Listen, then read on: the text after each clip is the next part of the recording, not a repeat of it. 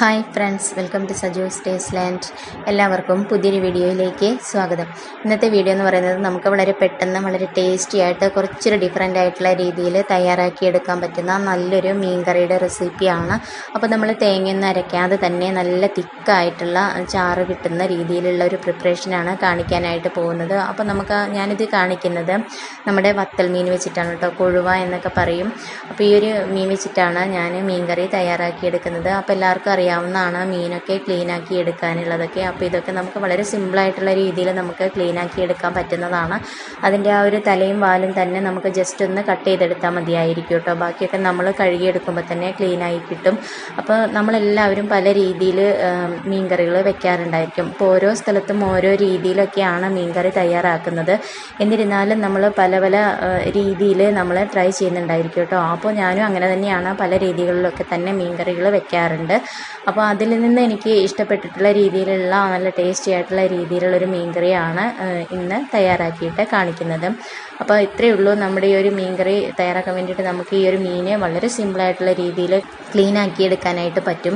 ഇനി ഇത് നമ്മൾ കഴുകിയെടുക്കാൻ വേണ്ടിയിട്ട് നമ്മൾ കുറച്ച് ഉപ്പ്, ഇപ്പോൾ ഞാൻ എടുത്തിരിക്കുന്നത് പൊടിയുപ്പാണ്, അത് നമുക്ക് ഇതിലേക്ക് ഇതേപോലെ ഒന്ന് ഇട്ട് കൊടുത്തിട്ട് ജസ്റ്റ് ഒന്ന് ഇങ്ങനെ ഞെരടിയിട്ട് ഒന്ന് കഴുകിയെടുക്കുക കേട്ടോ. അപ്പോൾ നന്നായിട്ട് തന്നെ ക്ലീനായി കിട്ടുന്നതായിരിക്കും. ഇപ്പം മൺചട്ടിയിലിട്ടിട്ടാണ് ഞാനിത് ഇങ്ങനെ ഒന്ന് ഇളക്കിയിട്ട് ഒന്ന് കഴുകിയെടുക്കുകയാണ് ചെയ്യുന്നത് കേട്ടോ. അപ്പോൾ നമുക്കിതിലേക്ക് വേണമെന്നുണ്ടെങ്കിൽ വിനാഗിരിയോ അതല്ലെങ്കിൽ പുളിവെള്ളമോ അതല്ലെങ്കിൽ നമുക്ക് തൈര് ഇങ്ങനെയുള്ള സാധനങ്ങളൊക്കെ വെച്ചിട്ട് നമുക്ക് നന്നായിട്ട് ഇതേപോലെ അതിലുള്ള ആ ഒരു ഉളുമ്പ് മണം പോകാൻ വേണ്ടിയിട്ട് നന്നായിട്ട് തന്നെ നമുക്ക് കിട്ടുന്നതായിരിക്കും കേട്ടോ. ആ ഒരു രീതിയിലൊക്കെ നമ്മൾ ഇതേപോലെ ചെയ്തിട്ട് ക്ലീൻ ആക്കി എടുക്കുകയാണെന്നുണ്ടെങ്കിൽ ഈ ഒരു വത്തൽ മീനിലുള്ള ആ ഒരു കൊഴുകൊഴുപ്പ് കാര്യങ്ങളെല്ലാം തന്നെ പെട്ടെന്ന് തന്നെ പോയി കിട്ടുകയും ചെയ്യും. നല്ല ക്ലീനായിട്ട് നമുക്കത് കിട്ടുകയും ചെയ്യും കേട്ടോ. അപ്പോൾ പലരും അങ്ങനെയൊക്കെ ചെയ്യുന്നുണ്ടായിരിക്കും, എന്നാലും അറിയാത്തവർക്ക് വേണ്ടിയാണ് പറഞ്ഞിട്ടുള്ളത്. അതുപോലെ തന്നെ നമ്മൾ മൺചട്ടിയിലാണ് മീനൊക്കെ കഴുകി വൃത്തിയാക്കണമെന്നുണ്ടെങ്കിൽ ചട്ടി നന്നായിട്ട് കഴുകിയെടുത്തതിന് ശേഷമാണ് നമ്മളതിൽ കറി വെക്കാൻ പാടുള്ളൂ, അല്ലെങ്കിൽ കറിക്ക് ഒട്ടും തന്നെ ടേസ്റ്റ് ഉണ്ടാവില്ല. അപ്പോൾ ഞാൻ ഈ ഒരു മൺചട്ടിയിലേക്ക് കുറച്ച് വെളിച്ചെണ്ണയാണ് ഒഴിച്ചു കൊടുത്തിട്ടുള്ളത് കേട്ടോ. അതിനുശേഷം കുറച്ചധികം തന്നെ ചെറിയുള്ളിയാണ് ഞാൻ എടുത്തിട്ടുള്ളത്. ഏകദേശം ഒരു 10-30 അടുത്ത് ചെറിയുള്ളി ഞാൻ എടുത്തിട്ടുണ്ട് കേട്ടോ. എന്നിട്ട് ഇത് നമുക്ക് നന്നായിട്ടൊന്ന് വഴറ്റിയെടുക്കുകയാണ് വേണ്ടത് കേട്ടോ. അപ്പോൾ ഒരുവിധം ഒന്ന് വഴന്ന് വരുമ്പോൾ നമുക്കിതിലേക്ക് ഒരു ചെറിയൊരു സവാള കൂടി ഞാനിതിലേക്ക് ചേർത്ത് കൊടുക്കുന്നുണ്ട്. കറിക്കൊരു പ്രത്യേക ടേസ്റ്റ്, അതുപോലെ തന്നെ കുറച്ചുകൂടി ഒന്ന് കുറുകി കിട്ടാനും കൂടി വേണ്ടിയിട്ടാണ്. അപ്പോൾ നമുക്ക് വേണമെന്നുണ്ടെങ്കിൽ ഇത് ചെറിയ ഉള്ളിയിൽ മാത്രം തയ്യാറാക്കിയെടുക്കാം, അതല്ലെങ്കിൽ നമുക്ക് സവാള മാത്രമായിട്ട് ഉപയോഗിച്ചിട്ട് തയ്യാറാക്കിയെടുക്കാം, അല്ലെങ്കിൽ ഇതേപോലെ രണ്ടും കൂടി ചേർത്തിട്ട് വേണമെന്നുണ്ടെങ്കിലും തയ്യാറാക്കിയെടുക്കാവുന്ന, അത് നമ്മുടെ ഇഷ്ടത്തിനനുസരിച്ച് ചെയ്യാം. ഇനി ഇതിലേക്ക് ഒരു 3-4 വെളുത്തുള്ളി കൂടി ചേർത്തിട്ടുണ്ട്. അതുപോലെ തന്നെ ഒരു 3 തക്കാളി ഞാൻ ഇതേപോലെ ചെറുതായിട്ടൊന്ന് അരിഞ്ഞത് ഇതിലേക്ക് ചേർത്ത് കൊടുക്കുന്നുണ്ട് കേട്ടോ. അപ്പോൾ തക്കാളി നന്നായിട്ട് പഴുത്തിട്ടുള്ള തക്കാളി തന്നെ എടുക്കാനായിട്ട് ശ്രദ്ധിക്കുക കേട്ടോ. അപ്പോഴാണ് നമുക്ക് കറിക്ക് നല്ല ടേസ്റ്റ് കിട്ടുള്ളൂ, അല്ലെങ്കിൽ അതിനെ അത്രയ്ക്ക് അങ്ങോട്ട് ഒരു ടേസ്റ്റ് കിട്ടില്ല. അപ്പോൾ ഇനി നമുക്കിതിലേക്ക് ചേർക്കേണ്ടത് കുറച്ച് ഉലുവയാണ് കേട്ടോ. അപ്പോൾ ഒരു 1/4 ടീസ്പൂണിലും താഴെയൊക്കെ ഉലുവയാണ് ഞാനിതിലേക്ക് ചേർത്ത് കൊടുത്തിരിക്കുന്നത് കേട്ടോ. അത് നമുക്ക് ഫസ്റ്റ് ടൈമിൽ എണ്ണ ചൂടാക്കിയിട്ട് അതിലേക്ക് ഇട്ടിട്ട് പൊട്ടിച്ചിട്ട് അങ്ങനെയും ചെയ്യാവുന്നതാണ്. ഇങ്ങനെ ആയാലും കുഴപ്പമൊന്നുമില്ല, പെട്ടെന്ന് തന്നെ അത് റെഡിയായി കിട്ടുന്നതാണ്. നന്നായിട്ടൊന്ന് വഴറ്റി നല്ല സോഫ്റ്റായിട്ട് കിട്ടണം കേട്ടോ. അപ്പോൾ അതുവരെ നമുക്കതൊന്ന് മൂടി വെച്ചിട്ട് നന്നായിട്ടൊന്ന് വേവിച്ചെടുക്കുകയാണ് വേണ്ടത്. അപ്പോൾ ജസ്റ്റ് ഇടയ്ക്കൊക്കെ ഒന്ന് ചെന്നിട്ട് നമുക്കൊന്ന് ഇളക്കിയിട്ട് കൊടുക്കാവുന്നതാണ് കേട്ടോ. അപ്പോൾ ഇത് അത്യാവശ്യം തന്നെ നല്ലപോലെ വഴന്ന് നമ്മുടെ തക്കാളിയൊക്കെ നന്നായിട്ട് സോഫ്റ്റായിട്ട് വന്നിട്ടുണ്ട്. ഇനി ഇത് നമുക്ക് നന്നായിട്ട് തണുക്കാനായിട്ട് മാറ്റി വെക്കണം. നല്ലപോലെ തണുത്തതിന് ശേഷം നമുക്കിതൊരു മിക്സിയുടെ ജാറിലേക്ക് ഇട്ട് കൊടുക്കാം കേട്ടോ. അപ്പോൾ ഞാനിത് മുഴുവനായിട്ട് തന്നെ ഒരു ജാറിലേക്ക് ഇട്ട് കൊടുക്കുകയാണ്.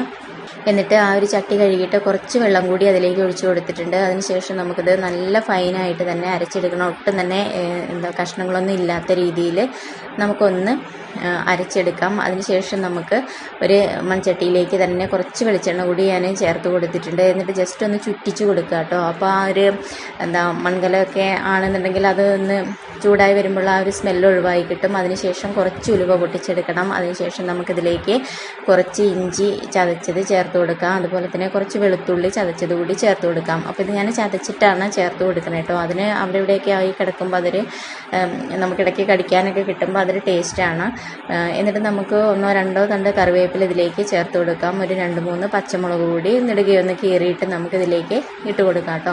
അപ്പോൾ ഇഞ്ചിയും വെളുത്തുള്ളിയും അതിൽ തന്നെ ഇട്ട് അരച്ചെടുത്താൽ അത് അങ്ങനെയും ചെയ്യാവുന്നതാണ്. പക്ഷേ അതിനെക്കാട്ടിലും ഒന്നുകൂടി ഒരു ടേസ്റ്റ് ഇതേപോലെ ചെയ്യുമ്പോഴാണ് എനിക്ക് തോന്നിയിട്ടുള്ളത്. എന്നിട്ട് നമ്മുടെ ആ ഒരു ഇഞ്ചിയുടെയും വെളുത്തുള്ളിയുടെയും ഒക്കെ ആ ഒരു പച്ചക്കുത്തൽ മാറി വന്നതിന് ശേഷം നമുക്കിതിലേക്ക് 1 ടേബിൾ സ്പൂൺ അളവിൽ മല്ലിപ്പൊടി ചേർത്ത് കൊടുക്കാം.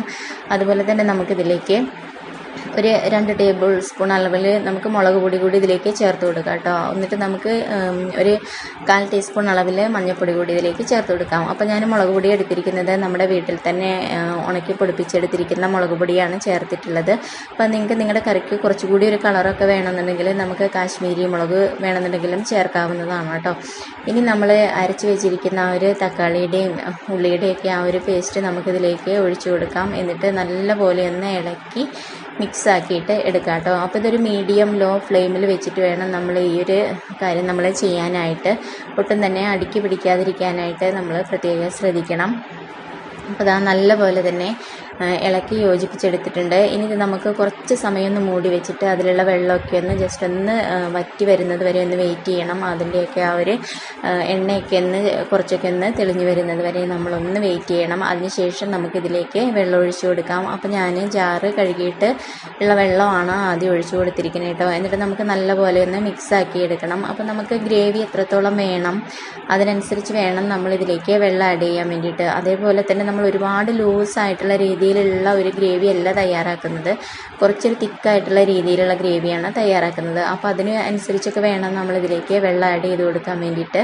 ഇനി ഇപ്പോൾ ഈ ഒരു ലൂസിലാണ് ഇരിക്കുന്നത് കേട്ടോ. ഇനി ഇതിലേക്ക് ആവശ്യത്തിനുള്ള ഉപ്പ് കൂടി നമുക്കൊന്ന് ചേർത്ത് കൊടുക്കണം. അപ്പോൾ ഞാൻ ഏകദേശം ഒരു 2 ടേബിൾ സ്പൂൺ അളവിൽ ഉപ്പ് ഇതിലേക്ക് ചേർത്ത് കൊടുത്തിട്ടുണ്ട്. അതിനുശേഷം നമുക്ക് നല്ലപോലെ മിക്സ് ചെയ്തിട്ട് എടുക്കണം കേട്ടോ. അപ്പോൾ നന്നായിട്ട് ഇതൊന്ന് തിള വന്നതിന് ശേഷം നമ്മൾ കുറച്ച് സമയം ഒന്ന് മൂടി വയ്ക്കുകയൊക്കെ വേണം. ഇപ്പോൾ ഇനി നമുക്ക് ഈ ഒരു സമയത്ത് തന്നെ ഇതിലേക്ക് ആവശ്യത്തിനുള്ള പുളി ചേർത്ത് കൊടുക്കാം. അപ്പോൾ ഞാൻ കുടംപുളിയിലാണ് തയ്യാറാക്കുന്നത്. അതൊരു പ്രത്യേക ടേസ്റ്റാണ്. നമ്മൾ സാധാ വാളംപുളിയിൽ തയ്യാറാക്കുന്നതിനേക്കാളും നല്ല ടേസ്റ്റാണ്. അതേപോലെ തന്നെ നമുക്ക് കറി കേടാവാതിരിക്കാൻ വേണ്ടിയിട്ടും അത് നന്നായിട്ട് ഹെൽപ്പ് ചെയ്യുന്നതായിരിക്കും കേട്ടോ. അപ്പോൾ നമ്മുടെ ഈ ഒരു ഗ്രേവി നന്നായിട്ട് തിളച്ച് കുറച്ചും കൂടി ഒന്ന് കുറുകി നല്ലൊരു രീതിയിൽ വന്നിട്ടുണ്ട് കേട്ടോ. അപ്പം കുറച്ചൊന്ന് എണ്ണ തെളിഞ്ഞ് വരുന്നത് വരെയാണ് നമ്മളിതൊന്ന് തിളപ്പിച്ചെടുക്കേണ്ടത്. അങ്ങനെ വരുമ്പോഴാണ് ആ കറിക്ക് നല്ലൊരു ടേസ്റ്റ് കിട്ടുള്ളൂ. അതിനുശേഷം നമ്മൾ വൃത്തിയാക്കി വെച്ചിരിക്കുന്ന നമ്മുടെ മീൻ ഇതിലേക്ക് ചേർത്ത് കൊടുക്കാം. അപ്പോൾ മീനൊക്കെ നമുക്ക് എത്രത്തോളം വേണം അതിനനുസരിച്ച് നമ്മളതിലേക്ക് ആഡ് ചെയ്ത് കൊടുക്കുക കേട്ടോ. എന്നിട്ട് നമ്മൾ ജസ്റ്റ് ഒന്ന് ചുറ്റിച്ചെടുക്കുക മാത്രമേ ചെയ്യാൻ പാടുള്ളൂ കേട്ടോ. ഇട്ടതിന് ശേഷം ഉടനെ ഒന്ന് ഇളക്കി കൊടുക്കുക. അതിനുശേഷം നമ്മൾ ഇളക്കാനൊന്നും നിൽക്കരുത്. ചെറിയ മീനാണ്, അതുകൊണ്ട് തന്നെ പെട്ടെന്ന് കുക്കായി കിട്ടുന്നതാണ്. ഒരു 5 മിനിറ്റിൽ താഴെ തന്നെ മതിയായിരിക്കും നമുക്കിതൊന്ന് കുക്കായി വരാൻ വേണ്ടിയിട്ട്. അതുകൊണ്ടാണ് ഞാൻ പറഞ്ഞത് ഗ്രേവിയൊക്കെ ഉണ്ടാക്കുമ്പോൾ ആദ്യം തന്നെ നന്നായിട്ട് തിളപ്പിച്ച് കുറുക്കിയെടുക്കുക. മീനൊക്കെ ഇട്ടതിന് ശേഷം നമ്മൾ കുറുക്കിയെടുക്കാൻ നിന്ന് കഴിഞ്ഞാൽ മീനൊക്കെ പൊടിഞ്ഞു പോകുന്നതായിരിക്കും.